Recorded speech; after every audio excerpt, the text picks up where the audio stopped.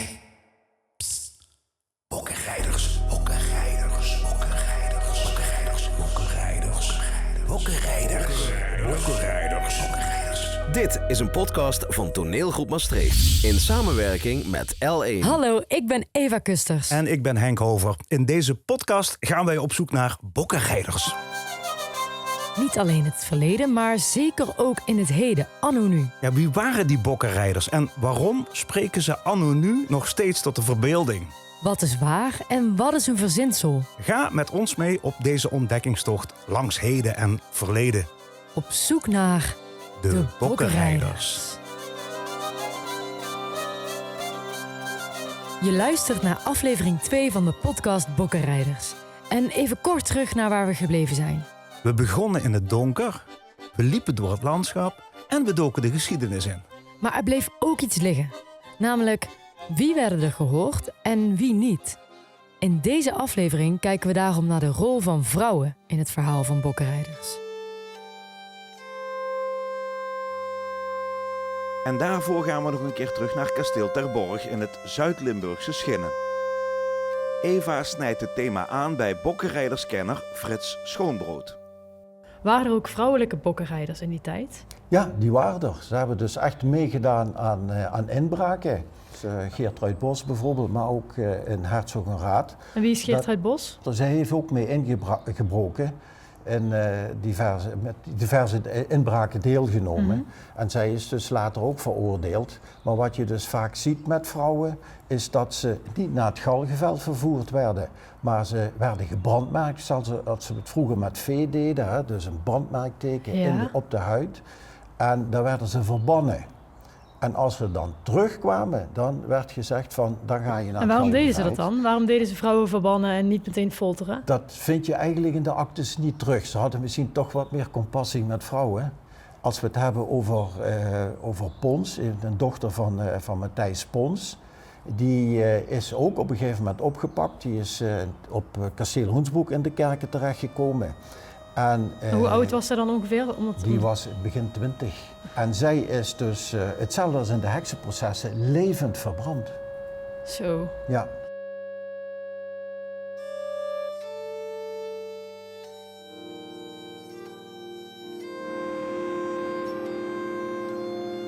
Oké, maar we willen dit niet alleen maar vanuit één perspectief bekijken.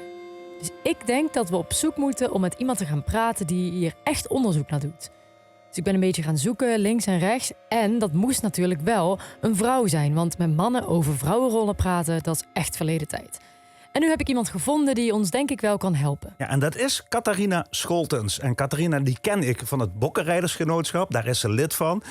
Ik ontmoette haar bij het uitroepen van de stad Landgraaf als Bokkenrijdersgemeenschap. We spreken af met Catharina bij Rolduc. Een plek die zelf ook onderdeel is van het Bokkenrijdersverhaal. Nu op de grens van Limburg en Duitsland, maar in de Bokkenrijderstijd bestond Limburg zoals we dat nu kennen nog helemaal niet. Ik ga ervan uit dat Catharina ons verder kan helpen bij onze zoektocht naar de rol van de vrouw. Het veel te vaak vergeten perspectief. Catharina, we lopen nu over Rolduc. Waarom zijn we hier? Ja, omdat we dadelijk iets gaan vertellen over de bokkenrijders. En de bokkenrijders die zijn dus ook op Rolduc geweest. En de bokkenrijders, dat waren dan mannen of vrouwen? Nou, hier weten we eigenlijk niet precies of er vrouwen bij zijn geweest. We weten wel dat het mannen waren, dat het zelfs een werknemer van Rolduc geweest is, die natuurlijk perfect de weg wist. Oké, en wat kwamen ze doen hier op Rolduc? Ja, ze wilden dus natuurlijk de kerk kijken, de kelk, het zilverwerk, het linnengoed. Want de geestelijkheid heeft natuurlijk hier ook wel behoorlijk wat aan kerkelijk spul gehad. En is dat gelukt destijds? Ze zijn ingebroken, maar helaas, ze hebben niets kunnen stelen behalve een paar linnen tafelkleden. En we hebben onlangs dus een opgraving gedaan in de tuin met zo'n metaaldetector. En daar vonden we dus een stuk van een mes uit de handvat. En dat was puur zilver. En dat bestek hebben wij nog hier. Dus wij vermoeden dat ze bij de vlucht een gedeelte van de buit weer verloren hebben. Want achter Rolduc is het bos. En dat ze dat daar verloren hebben, dat een deel van de bokkenrijdersbende moet zijn geweest. Ah, Ja, begrijpelijk. En jij doet onderzoek naar dit alles, of hoe kom je aan al deze kennis, vraag ik me af. Nou, ik ben dus in het Bokkenrijdersgenootschap, in het bestuur. En ik ben dus de penningmeester van de Bokkenrijders, Mythe of Werkelijkheid. Doordat ik hier zeg maar ook de voorzitter van de grondleiders ben, ga je in de geschiedenis verdiepen. En van het een komt het ander. En is dat een mannelijke wereld, die wereld van mensen die onderzoek doen? Of zijn er ook genoeg vrouwen die dit doen? Nou, er zijn ook vrouwen die onderzoek doen. Al moet ik wel toegeven dat wij bij het Bokkenrijdersgenootschap en ook bij Mythe of Werkelijkheid ben ik de enigste vrouw. Van de prachtige, maar ook tochtige binnenplaats van het Rolduc-complex verhuizen Catharina en Eva naar binnen, om daar hun gesprek verder te voeren. Hoe ben je gekomen bij de Bokkenrijders? Waarom fascineert jij dat? Ja, hier denk ik door Rolduc. Doordat je met de geschiedenis bezig was. Ik geef ook lezingen, schrijf dus artikelen en werd dus gevraagd of ik geen zin had om bij het Bokkenrijdersgenootschap te komen. Alles wat ik lees gaat over mannen. Dus mannen die gefolterd zijn, mannen die ergens een roof hebben gepleegd. Waar was de vrouw in de tijd van de Bokkenrijders? De vrouw van de Bokkenrijders was thuis. Was degene die van de overvallen wist. Was degene die vaak op de uitkijk stond. Was ook degene die zich als man verkleedde en ook meeging om diefstallen te plegen. Maar ze werd ook net zo gefolterd als de mannen als ze gepakt werden. Zo'n avond dat de Bokkenrijders dan op pad gingen, dan stel ik mij zo voor, dat gebeurde altijd in de avond of in de nacht, hè? Op het nachtelijk uur, dat het in elk geval donker genoeg was. Hoe ging dat eraan toe? Die vrouwen die verkleden zich dus als man, die maakten zich ook zwart in het gezicht om zo min mogelijk op te vallen. En toen, wat gebeurde er? Nou, er werd dus afgesproken waar ze zich zouden treffen. In de nacht gingen ze dan bijvoorbeeld bij de rijke boer Johannes Vrijns uit Badenberg. Die krijgt dan in januari 1741 bezoek van die Bokkenrijders. En Johannes Doeve uit Kerkrade, die is gehuwd met Anna Barbara Pennaerts, een dochter van die beruchte Bokkenrijder Johannes Pennaerts en zijn vrouw Gertrudis Duitsenberg. Die breken dus in. Die vrouwen helpen om een gat in de deur of in de muur, want het waren ja vakwerkhuizen. Dan werd er een ladder geplaatst. Door een raam konden ze dan, degene die het kleinste, het dunste was ja meestal de vrouw, die kon daardoor naar binnen, kon de deur openmaken. Nou, als het gezin bleef slapen, was er niets aan de hand. Maar als die wakker werden, ja, dan werden die ook wel eens vermeubeld, hè, of kregen een paar rake klappen, werden vastgebonden. Dus er werd ook vaak wel eens gevraagd, als ze niet meteen zegden waar is die buit, dat ze dan ook wel eens mishandeld werden. Eigenlijk ook gefolterd werden op de plek. Ja, maar niet gefolterd zoals je dus zeg maar in de kastelen gefolterd werd, maar door een slag in het gezicht of op de benen. En nou, ze hebben ook wel ergere dingen gedaan, maar ja, ik denk, het werd in ieder geval gedaan. Nou, dan hadden ze de buit, dan gingen ze weer terug naar hun eigen huis. Of in het bos, daar bleven ze dan. Dan werd dus de buit verdeeld. Want je moest ook natuurlijk netjes delen met elkaar. En wat was dan bijvoorbeeld de buit? Dat was sieraden, geld, linnen, etenswaren. Dus als je een boerderij had, werd er ook etenswaren. Brandewijn, dus alcohol. Want dat werd ook, alles wat maar bruikbaar werd, dat werd gestolen. Dus waarom er misschien niet veel over vrouwen geschreven staat, is omdat ze zich vaak voordeden als man. Ja, dat denk ik, want ze deden zich ook het gezicht zwart maken. Dus dat je een beetje onherkenbaar was. En de mannenkleding, omdat er toch vanuit gegaan wordt dat het overwegend mannen waren die de inbraak pleegden. En is dat dan ook terug te vinden dat het echt zo was, dat die vrouwen meededen? Ja, dat is terug te vinden in de literatuur. Daar worden dus verschillende namen worden daar genoemd van vrouwen die dus meededen aan diefstallen en ook gefolterd en veroordeeld werden. En ook gefolterd werden, dus er waren geen aparte folterwerktuigen voor vrouwen? Eigenlijk dezelfde als de mannen hadden. Je had wel voor de vrouwen, net zoals bij de heksenprocessen, de spin, zo noemen ze dat apparaat, wat je uit elkaar kon trekken. En er zitten allemaal van die kleine puntjes aan. wat dan in dikkere lichaamsdelen dichtgeslagen werd. Waardoor je hele kleine wondjes had, wat natuurlijk een probleem was in de damalige tijd, onhygiënisch. Oh my god. En als je dan alles had bekend, mocht je dan naar huis? Nee, dan mocht je niet naar huis. Dan werd je dus in de kerker opgesloten. Ja, water en brood. Hè? Dat was dan wat ze zeggen dat ze te eten en te drinken kregen. Als je naar Borgerode gaat kijken, zit je met 15 mensen in een heel kleine ruimte, wat stro op de grond, waar je dan ook je behoeftes mocht doen, want je kon er niet uit. En een paar meter verder hoor jij ze schreeuwen, want daar werden ze gefolterd. Dus vaak was al, voordat jij in die folterkamer kwam, zei je al dat je het gedaan had. Maar dat was niet voldoende, je werd toch gefolterd. De duimschroeven, de beenschroef, het Spaanse paard, de wipgalg.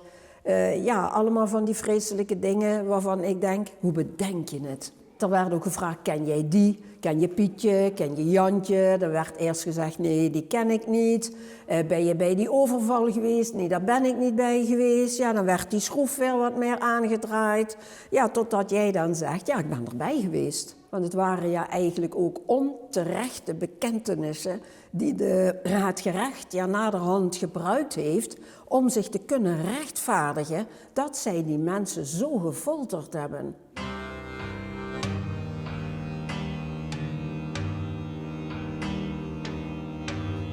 En waren er ook kinderen die wel eens meededen? Er waren ook kinderen die meededen. Er waren ook kinderen die werden gevangen gezet. Er werden ook kinderen gefolterd en er werden ook kinderen opgehangen. Maar dat was niet zo vaak als dat het mannen en vrouwen waren. Mannen waren natuurlijk de hoofdzaak. En waarom deden die vrouwen zich dan voor als mannen? Omdat ze toch wilden ondersteunen. En vaak deden de vrouwen ook, als ze in de gevangenis zaten, verzwegen ze dat ze gehuwd waren. Want er waren ook jonge vrouwen bij, vaak 18 jaar of 28 jaar. En van kinderen verwacht je eigenlijk niet dat ze aan zoiets meedoen. Dus die vrouwen die werden ook ondervraagd en daarna dus ook gefolterd. Wat gebeurde er daarna met die vrouwen? Als de vrouwen dus ondervraagd werden en gefolterd werden, werden ze weer opnieuw in de kerker opgesloten. Het is ja zo dat je volgens de Carolina... Volgens de wat? Volgens de Carolina, de wet van Karel V. En daar geeft het bepaalde artikelen dat die wet zegt, je bent pas schuldig als je schuld bewezen is. Maar doordat die vrouwen steeds ondervraagd werden, gefolterd werden, schuld bekenden wat ze niet gedaan hadden om van die pijn af te komen, werden ze ook vaker meermaals per dag of dagen achter elkaar gefolterd. Wat je eigenlijk niet mocht. En wat gebeurde er dan na die foltering als ze bekend hadden? Werden ze dan vrijgelaten of werden ze dan weer opgesloten? Nou, vaak was het zo dat ze echt terechtgesteld werden, dus aan de galg. Er zijn ook vrouwen geweest die onthoofd werden. En het kan ook gebeuren dat ze dus zeg maar vrijgelaten werden, omdat iemand anders dan bewezen had dat die vrouw niet bij die overval aanwezig is geweest. Maar dat gebeurde toch vrij zelden. Of dat ze dus gebrandmerkt werden. Dan wisten ze dat ze al een keer veroordeeld waren, maar er nog gelukkig van af zijn gekomen. Of ze werden uit de stad verwezen en mochten niet meer terugkomen. Nee. Bij de rechtspraak waren dus echt alleen maar mannen. En dat was allemaal familie onder elkaar. Mensen met veel geld en macht? Ja, heel veel geld en macht. Want als je gaat kijken naar Poik, die heeft een heel mooi kasteel. Ernstein, was dat zijn eigendom. Kijk naar de abt van Rolduc, die was heer en meester van Kerkrade. Dus die hadden allemaal heel veel macht.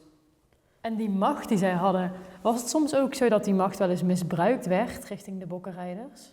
Ja, in mijn ogen werd die altijd misbruikt, omdat je gefolterd werd. En je had geen keus. Je kon zeggen meteen wat hij wilde weten. Dan had je geluk dat je niet zo zwaar op tortuur ging. En anders, dan had je het nakijken, want je werd veroordeeld. Hoeveel mensen zijn er onschuldig veroordeeld, denk je? Nou, we weten dat er van de 1800, waarvan wij procesactes hebben doorgenomen, 1200 in de gevangenis zijn gekomen. En van die 1200 zijn iets meer dan 600 mensen in nog geen 30 jaar tijd veroordeeld en geëxecuteerd. Ja, en dan weten we nog niet hoeveel mensen dan echt iets hadden gedaan. Nee, dat weten we niet, omdat de folter, dat was niet de waarheid. Want er waren ook heel veel die echt onschuldig waren, maar gewoon bekenden door die folter. Dus van eerlijke rechtspraak was nooit sprake? Nee, dat was geen eerlijke rechtspraak. De vrouwen waren sowieso, omdat natuurrampen, werd een kind geboren. De vrouw was de voetvrouwster. Stierf dat kind, ja, dan was jij de schuld. Dan was je als vrouw, was je de heks. Jij was de schuldige.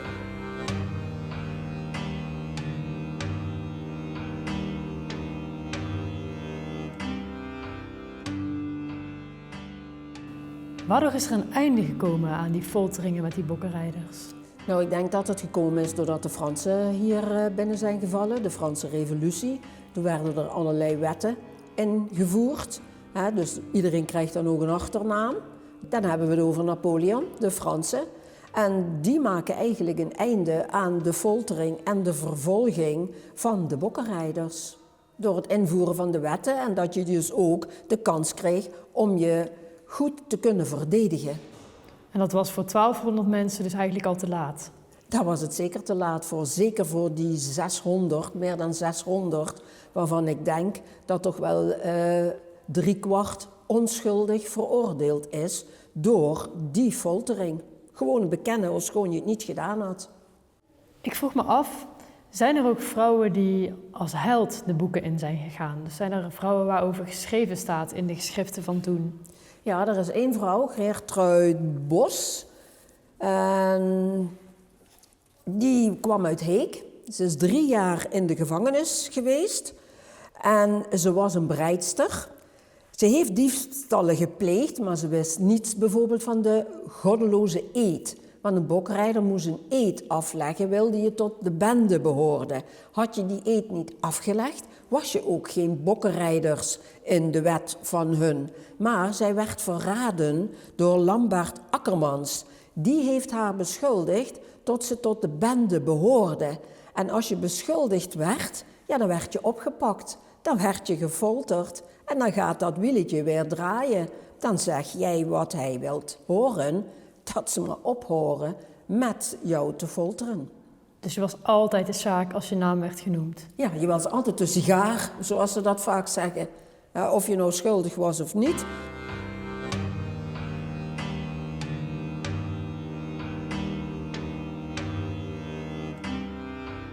Wat kunnen we nu, anno 2026, leren van de bokkenrijders van toen? Ja, ik vind het best wel een moeilijke vraag om heel eerlijk te zijn. Ik denk dat je ervan leert dat je niet moet stelen. Dat je respect moet hebben voor je medemens.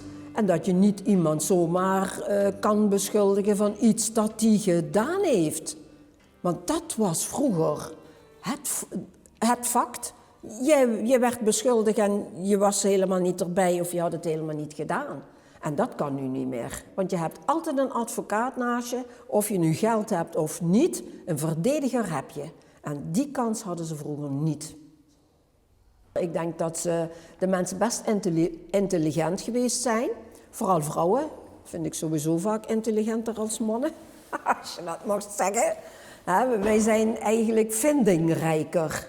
Ik denk dat wij een groter inzicht hebben, het overzicht hebben van iets wat je wilt gaan doen. Zou jij een goede bokkenrijdersvrouw zijn geweest? Ik denk het wel.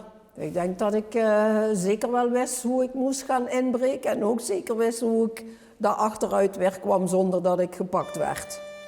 Dat denk ik wel, ja. Het is best spannend.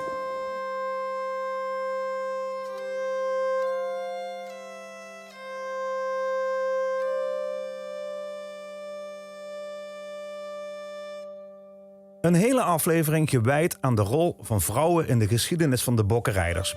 Een perspectief dat te vaak onderbelicht blijft, zoals zo vaak in de geschiedenis. Maar dan rijst bij mij ook nog de vraag: hoe weten we dit allemaal? Ja, wie heeft dit verhaal opgeschreven en wat is er onderweg veranderd? Nou, in aflevering 3 van deze serie duiken we daarom in het werk van Jean Innemee. Muzikant, producer en bokkenrijderskenner. En we gingen die nacht in Landgraaf, weet je nog wel, uit aflevering 1... op zoek naar een plek die samenhangt met ons onderwerp. We zochten toen ook weer midden in de nacht naar de galgenboom. Bokkenrijders is een podcast van Eva Kusters en Henk Hover voor Toneelgroep Maastricht in samenwerking met L1. Vond je iets van deze podcast? Laat het dan weten via de comments en tip hem bij jouw vrienden en bekenden. Oh ja, en geef een duimpje in jouw favoriete podcast-app.